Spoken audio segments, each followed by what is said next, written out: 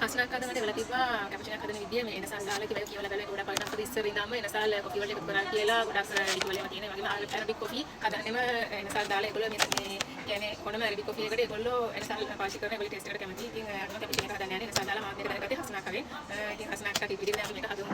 මුලින්ම එනසල් ටිකක් දාලා කතා කරනවා. මම කිව්වා වගේ ගෙනගෙන ආවම ඉඳන් මේක කතා කරනවා. ටිකක් වෙලා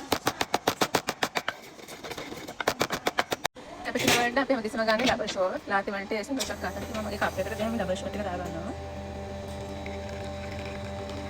දැන් කැපචිනෝ එකට අපි කිරි රත් කරන්න යන්නේ. මම කිරි දාගන්න කැපචිනෝ එක හදන්න.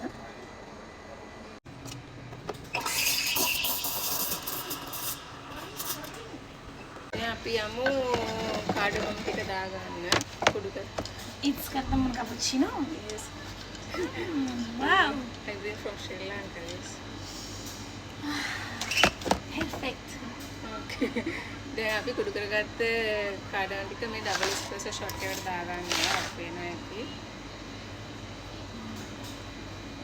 It's nice, huh? Yes. Bravo. I make cappuccino. Something different. Wow, what a foam. Perfect. The barista.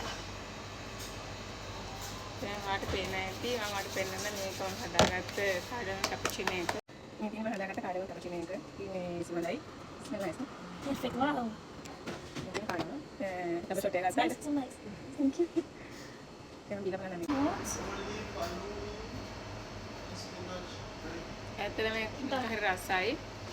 මේක එන කාඩමම් කැපචිනෝ එකක්. ඉතින් හස්නක් වට තෑන්ක්ස් මේ වගේ එක මට කොෆි වර්ගය වලට මටත් පුරුදු වෙන්න පුළුවන්. මටත් සාමාන්‍ය දැනුම එකතු වෙනවා. ඉතින් මම කියවලා බැලුවා ඒ ලිපිය. කොහොම ස්තුතියි වාට.